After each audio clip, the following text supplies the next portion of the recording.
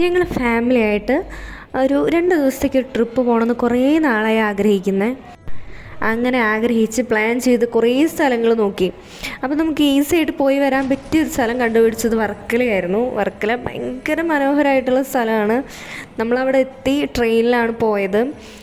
അവിടെ ചെല്ലുന്നതിന് മുന്നേ തന്നെ ഓൾറെഡി നമ്മൾ റിസോർട്ട് വിളിച്ച് ബുക്ക് ചെയ്തിരുന്നു. ഒരു വുഡ് വില്ല എന്ന് പറയുന്ന റിസോർട്ടാണ് ബുക്ക് ചെയ്തിരുന്നത്. നല്ല റിസോർട്ടായിരുന്നു. ബ്രേക്ക്ഫാസ്റ്റും മറ്റ് സൗകര്യങ്ങളും എല്ലാം നല്ലതായിരുന്നു. പിന്നെ മെയിനായിട്ട് എക്സ്പ്ലോർ ചെയ്യാനുള്ളത് ക്ലിഫാണ്. പിന്നെ അവിടുത്തെ നൈറ്റ് ലൈഫും പൊളിയാണ്. നമ്മൾ മാത്രമൊന്നുമല്ല, വിദേശിലും പല ആളുകളും അവിടെ ഈ ഒരു ലൈഫ് എൻജോയ് ചെയ്യാൻ വേണ്ടി വരുന്നുണ്ട്. നമ്മൾ സാധാരണ കടൽ കാണുന്ന ഒരു രീതിയല്ല അവിടെ പോയി നിൽക്കുമ്പോൾ കടലിൻ്റെ ഒരു വ്യൂ എന്ന് പറയുന്നത്. ശരിക്കും അതിൻ്റെ ടോപ്പിൽ നിന്ന് കാണുമ്പോൾ ഒരുപാട് തിരമാലകളും ഒരു പ്രത്യേക ഭംഗി തന്നെയാണ് കേട്ടോ ആ സമയത്ത് കടൽ കാണാൻ വേണ്ടിയിട്ട്.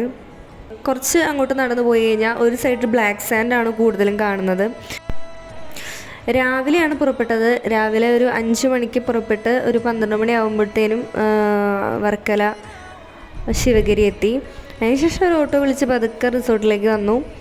പിന്നെ ഒന്ന് ഫ്രഷായി കുറച്ച് നേരം റെസ്റ്റ് എടുത്ത് ഞാൻ അനിയത്തിയും കൂടെ ഇറങ്ങി. അവിടെ മൊത്തം കണ്ടു.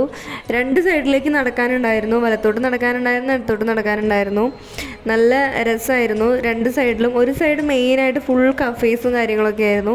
മറ്റേ സൈഡിൽ കൂടുതലും കുറേ വഴികളിങ്ങനെ ക്ലിഫിൻ്റെ ഭംഗി കൂടുതലായിട്ട് കാണുന്ന ഏരിയകൾ കുറേ നടക്കാനുണ്ടായിരുന്നു. പിന്നെ ഒരു ടൈം കഴിഞ്ഞപ്പോൾ പിന്നെ കഫേസൊന്നുമില്ല. നമ്മളിങ്ങനെ നടന്ന് കാണുന്ന ഒരു ഭംഗിയൊക്കെ ആയിരുന്നു. കഫേസും റിസോർട്ടുകളൊക്കെ ഇഷ്ടം പോലെ ആ ഒരു ഏരിയ നമ്മൾ നടന്ന് കാണാൻ പറ്റുന്ന ഏരിയയിൽ മൊത്തം റിസോർട്ടുകളാണ് ഏറ്റവും കൂടുതൽ, കഫേസുമാണ് ഏറ്റവും കൂടുതൽ കാണാൻ പറ്റുന്നത്. നൈറ്റ് അവിടെ ഒരു രക്ഷയുണ്ടായിരുന്നില്ല. പാട്ടും ഡാൻസും ബഹളമൊക്കെ ആയിട്ട് വേറൊരു ലോകത്ത് എത്തിയ പോലെ നമുക്ക് തോന്നും. കേരളത്തിലാണെന്ന് നമുക്ക് തോന്നുകയില്ല. ഒരു പ്രത്യേക ഫീലായിരുന്നു. അവിടുത്തെ മോസ്റ്റ് ഫേമസ് ഇറ്റാലിയൻ കഫേയിലാണ് ഞങ്ങൾ പോയി ഫുഡ് കഴിച്ചത്. നല്ല തിരക്കായിരുന്നു, ഒരുപാട് റിസർവേഷനും ഉണ്ടായിരുന്നു.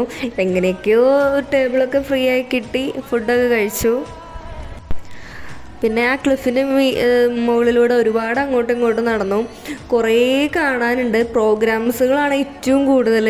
നമുക്ക് ആ കൺഫ്യൂഷനാവും എവിടെയാണ് നിൽക്കേണ്ടത്, എങ്ങോട്ടാണ് കയറേണ്ടത്. അത്രയും ഭയങ്കര രസമായിരുന്നു ആ ടൈമിൽ.